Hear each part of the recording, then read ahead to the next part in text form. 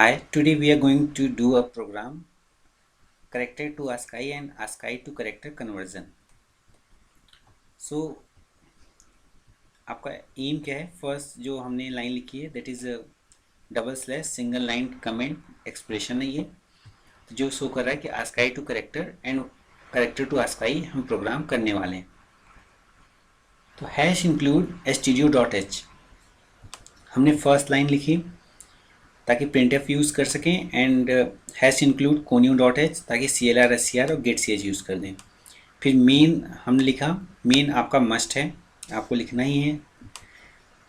उसके बाद clr scr ताकि कोई प्रीवियस कोई रिकॉर्ड आउटपुट स्क्रीन पे हो तो उसको रिमूव कर सकें. सेमीकोलन से टर्मिनेट किया. फिर char कीवर्ड यूज़ किया है, एक्स वाई वेरिएबल है और इसको मैंने असाइन किया a.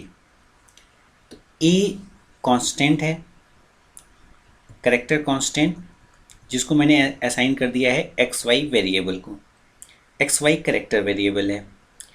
अब इसकी ASCII वैल्यू हमें फाइंड करनी है, तो उसके लिए हमने लिखा है printf %d और कॉमा एक्स वाई. तो %d इंटीजर के लिए यूज़ करते हैं जबकि एक्स वाई आपका करेक्टर वेरिएबल है. लेकिन उस करेक्टर का अगर हमें ASCII वैल्यू फाइंड करनी है which is equivalent to integer value, तो उसके लिए हम %d लिखेंगे. अब इसको हम रन करते हैं इस प्रोग्राम को. तो आपका वैल्यू क्या आ रहा है 97. तो a स्मॉल a की जो वैल्यू है ASCII वैल्यू वो है 97. ठीक है. इन केस इसको हम कैपिटल A लिखेंगे तो हमें कैपिटल A की जो है ASCII वैल्यू फाइंड हो जाएगी विच इज़ 65. यहाँ और अच्छे से लिखने के लिए हम यहाँ \n लाइन चेंज के लिए यूज़ किया है. ASCII वैल्यू इज, ताकि और अच्छे से आपका आउटपुट जनरेट हो. और इसको आप जब रन करेंगे तो कैपिटल A करेक्टर की ASCII वैल्यू 65 आपको मिल जाएगी. अगर मैं यहाँ पे एक और लिख दूँ, ठीक है, B, जो कि अलाउड नहीं है, आपको हमेशा सिंगल करेक्टर ही करेक्टर वेरिएबल को अलॉट करना है.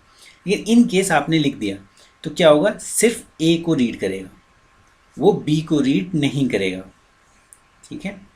तो अगर आप इसको रन करेंगे तब भी आपका A की इक्विवेलेंट वैल्यू प्रिंट होगी एंड विच इज़ 65. अब हमें पता चल गया कि A की जो है ASCII वैल्यू क्या है 65. तो अगर हम एक वेरिएबल ले लें एक्स वाई वेरिएबल नेम और इसको हमने अलॉट कर दिया 65, तो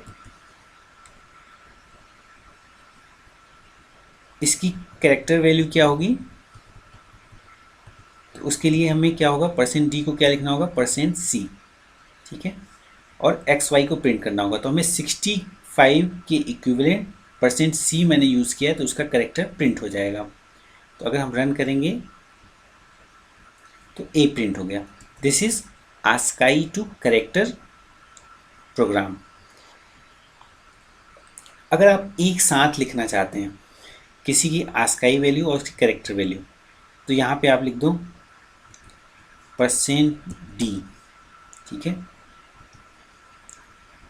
ASCII value of %c XY. तो फर्स्ट XY आपने एज अ ASCII वैल्यू के लिए और सेकेंड XY उसके इक्विवेलेंट करेक्टर के लिए यूज़ किया है. अब पहले क्या होगा, अब इस प्रोग्राम को अगर हम रन करें तो मेन से स्टार्ट होगा, फिर ब्रेसेस होगा, फिर CLR SCR रन करेगा अगर आपका conio.h एग्जिस्ट कर रहा है. अगर नहीं करेगा तो एरर आ जाएगा. तो यहाँ है तो इसलिए एरर नहीं आएगा. अब यहाँ इंट कीवर्ड है, इसके आगे जो भी लिखेंगे वो इंटीजर होगा. तो एक्स वाई जो है इंटीजर वेरिएबल है जिसको आपने 65 इनिशलाइज कर दिया है. फिर सेमीकोलन से टर्मिनेट होना चाहिए क्योंकि each statement in C is terminated bye semicolon. फिर printf फंक्शन यूज़ किया, सारे स्मॉल केसेस में क्योंकि केस सेंसिटिव प्रोग्राम लैंग्वेज है। तो printf है, फिर इसमें ब्रैकेट हमने स्टार्ट किया, डबल कोट में \n लाइन चेंज के लिए यूज़ किया है। उसके बाद %d हमने यूज़ किया है ताकि इस xy जो वेरिएबल था इंटीजर वैल्यू वो प्रिंट हो सके। उसके बाद क्या होगा, प्रिंट होगा ASCII value of %c use किया है ताकि सेकेंड xy एग्जीक्यूट कर सके एज अ कैरेक्टर। ठीक है, अब हम इसको रन करेंगे तो आपका प्रोग्राम क्या आएगा,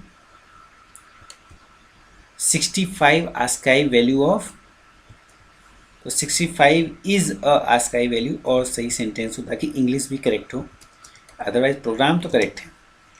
is an ASCII value of a. तो ये प्रोग्राम है ASCII to character and character to ASCII conversion का। Thank you.